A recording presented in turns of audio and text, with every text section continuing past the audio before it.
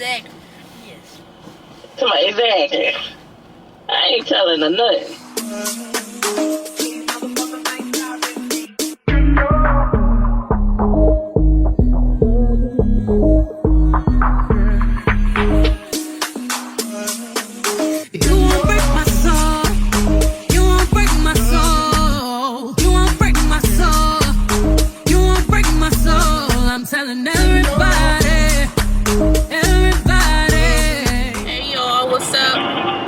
Welcome to another vlog. I know it's been a minute since I've been here, but baby, life been lifing. So if y'all may have seen, I've uploaded some shorts to kind of give a little bit of an update.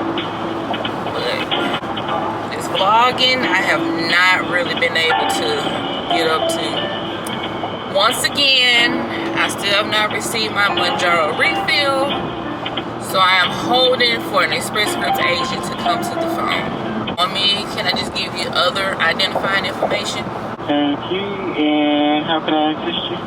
I was calling about my Mounjaro refill, the 7.5, but then they said it went out of stock. So I'm calling to see when it will be back in stock, and will I be guaranteed a shipment once it comes back in stock? So I'm showing an estimated stock date of 4/15/23, and this is a medication that everybody, is trying to get. Mm-hmm. So it's pretty much like a first come, first serve. You just have to call. Once it does become available, we put it in process for you. So it's not going to automatically be refilled around the time I'm going to have to call? Yes, ma'am. Alright then. Ain't that some bullshit? Like, so I'm not guaranteed to even get the medication once it comes back in stock. I have to keep calling. Somebody listen to Monica. Be insecure, so with you, baby, baby, baby, baby, baby. So lately what's been going on is I've been working with my husband for the Louisiana Storm Academy. We are moving into football season, and so we have practice 3 days a week, which is a lot. Practice 3 days a week. We've been working on designing merch to put out to the team and to the fans. If you are on Facebook, you can like our fan page, Louisiana Storm Academy fans. On that page is where we go live, keep you updated with events and games, so those that support us can come or view us live on the Facebook whenever we do go live, because I handle the lives, I handle the social media. Also, whenever we are running our Instagram page, and we will be working on TikTok, making reels for TikTok, and get our name out there, because we want to be the premier choice of youth sports team that your child comes to. We want to, facilitate a family environment and camaraderie, and teach these kids lifelong lessons that will take them throughout their lives. You alright, baby?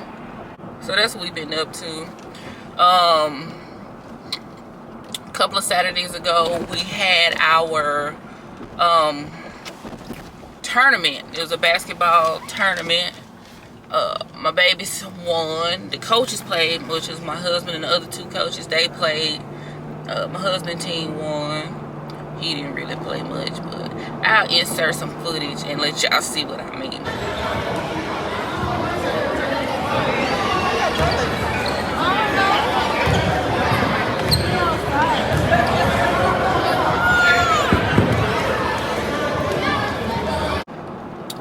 Also, I worked my PRN this past weekend. Actually, it was a good, decent little shift.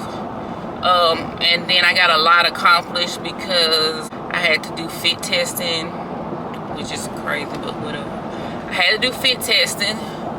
I finally met the manager that hired me because I had to fill out an appraisal, which didn't go well because it was never on my assignment. So I kept screenshotting him. It wasn't there. I even went into the office where he was at, logged in, and showed him it wasn't there. So I don't know what they're going to do about that, because that's outside of my control. Then I discovered that, let me tell you something. I was working a critical shift with the bonus day. They called me and said, hey, we're offering critical shift. You get $8 extra an hour plus a $250 bonus. I don't normally check my check stubs, but this past weekend, for some reason, it told me to check my check stubs. And I checked my check stubs and realized I was not paid for the $250 bonus. So with that being said, I brought it to his attention. And hopefully this next check we get, it'll be on there. But I only work like one shift this whole pay period. So. And then I work one shift the next pay period for my 2 days a month. So that's really all I can do because I'm so busy with on the weekends with the boys and sports. I'm a boy mom. It is what it is. But anyway, I had a good little shift. I had 4 patients. Nobody was a one-touch. You know that's a good shift when nobody's a one-touch. So I have no one-touches. I had no admits. And I had no discharge. I had the same 4 patients the whole 12 hours. Was that they had me spread it out. So I was walking from one side of the unit to the other side, like an L-shaped unit. So I had to walk from one side to the other side. It was cool because we were fully staffed this day. Anyway, I'm dropping my baby off at daycare, and I'm gonna pick y'all back up after I do that. All right, y'all. So we're back. All the children have been dropped off, and the kids are all right. That being said, I'm on my way to work. I hate this little intersection because you can't see around that corner. A thing that's been kind of plaguing me, what I noticed, like when I work, well, it's just in general nursing. What I noticed that when I work is like administration is the problem. Myself, when I got out of nursing school, I knew that I wanted to be an administrator, but I knew that I wanted to make a difference in nursing and make it better for nurses. But what I've seen over my last 10 years of nursing is that administration makes nothing better. They create all these rules and regulations. Administration is the reason why the hospital setting, we went from basically patient care to customer care. Blame that on the administration. These press ganey reviews, they can suck a wee-wee because you want me to rate, or you want these patients to rate their hospital experience for reimbursement. You want people to rate their hospital experience, and they could be disgruntled in general and always give low scores. Now, I'm all for taking care of people, doing what I need to do as a nurse, you know, treating them with the most dignity and respect, because you don't feel good, you're gonna be grumpy. That is understandable. But some of these patients treat us like pure shit, and you want us to go out of our way and go above and beyond to provide these people with experiences that sometimes are out of our control. Like, I can't control the food. I can't control the fact that the TV don't work. All I can do is try to fix it, try to offer alternatives. That's all I can do. One hospital I worked at in Houston when I was travel nursing, baby, it was like 16, 17 different pages of paper. Well, really more than that if they had an extended stay.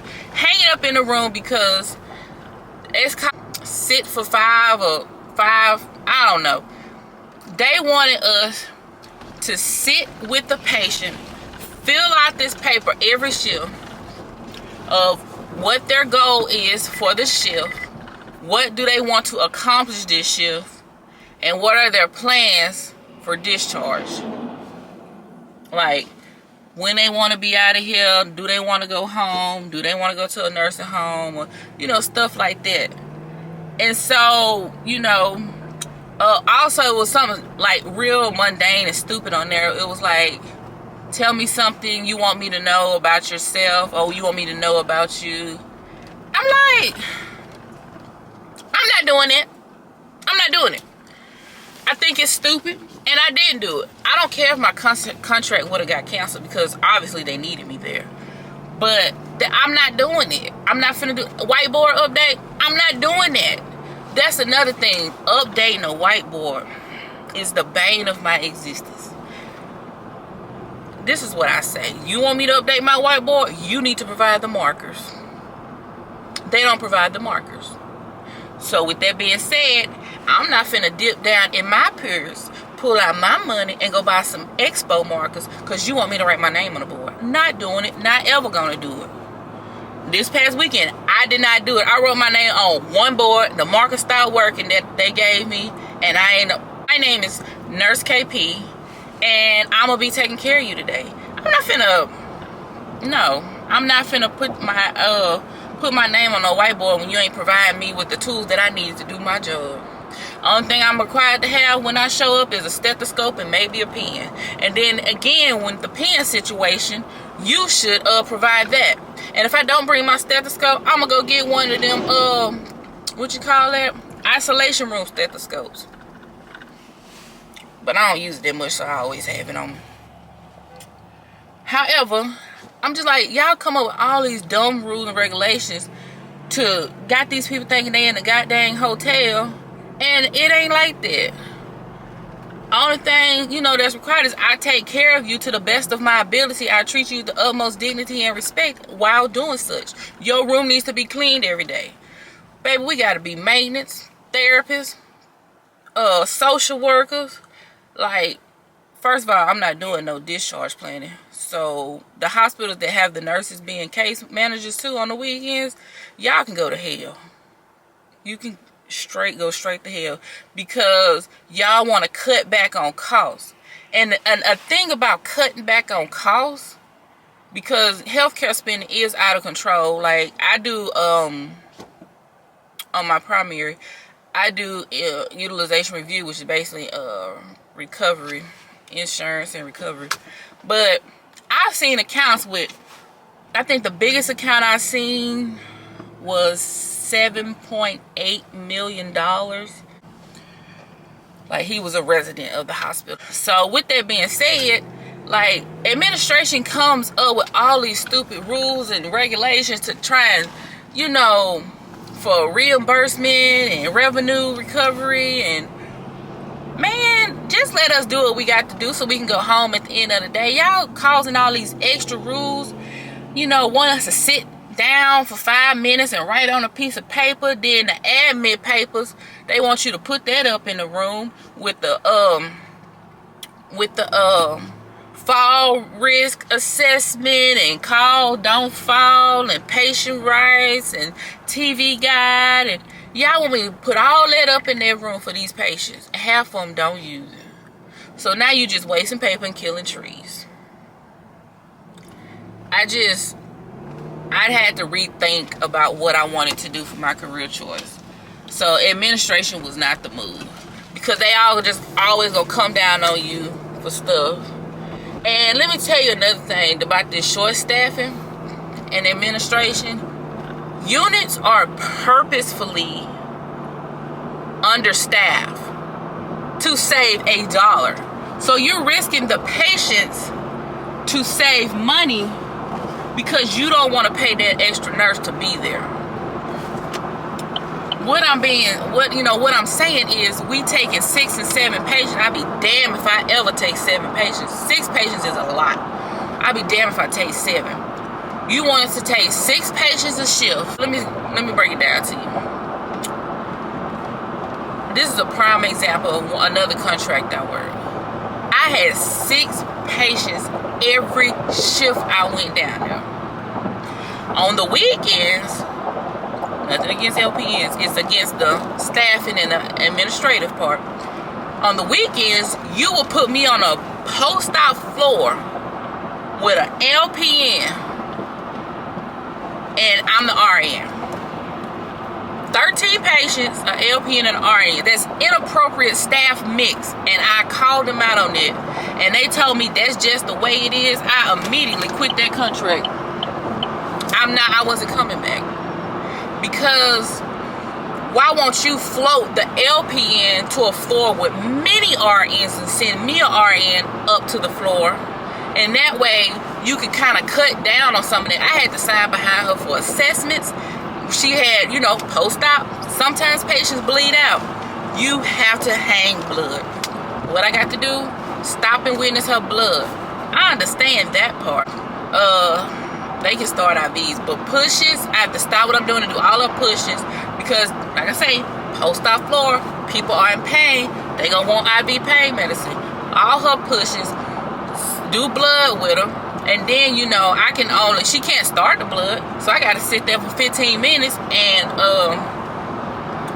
do the first assessment, and then the initial assessment for hanging blood, and then she can finish the transfusion out. TPM, TPM, gotta do that, witness that with them. Heparin, just all types of stuff, She can't, she not ACLS, so she can't hang cardiac drugs. So if I gotta start like an amiodarone drip or a Cardine drip before I ship these people out, I have to do that for them. Inappropriate staff mix. That is another problem that I have with the administration. Another problem that I have with administrators is that y'all don't want to pay us for what we deserve. We deserve more money than what we are being paid. As far as floor nursing goes, I would never be a staff nurse. I will always be PRN because you got the money. I know you got it, but I'm going to have control over my scheduling when I come and when I go. I'm going to have control over that. I don't want to do staff meetings. I don't want to care about no emails about I didn't stop this infusion when they were observation status. I don't want to hear about that. I don't want to hear about my scanning rate. I don't want to hear about that because there was an incident where this past weekend where a medication would not scan. I called pharmacy to fix it. Pharmacy did not fix it, so I wrote a note that I gave it. I called pharmacy to fix it. It's still not fixed, but I'm just, if you can't document it nowhere, make a note. So this just, a little spiel about my existence in dealing with administrative part of nursing. Administration don't give a damn about you. They just care about the bottom line. So with that being said, we make decent money, but honestly, nurses deserve to be paid way more than what we're worth. And that's why at the height of COVID, and all these people was traveling, making 10, 11,000 a week, we finally got what we deserve. Because I remember when I initially was working PRN, they only wanted to pay me $25 an hour. Now I'm making like 2 to 3 times more. So with that being said, go negotiate with these. When you go for a job, negotiate your worth. If they can't pay it, come to a common ground if you really want it and meet them there. But do you? I just want you to know these hospitals got money and you need to go for it. Don't let them do you no kind of way. So with that being said, that's my rant for today. I'm about to pull up the work. Until next time, I'll jump on camera. We'll have a little combo. Y'all take care of yourself and each other. And be sure to like, share, comment, and subscribe to my video. Till next time, I'll holla. You won't break my soul, I'm telling everybody.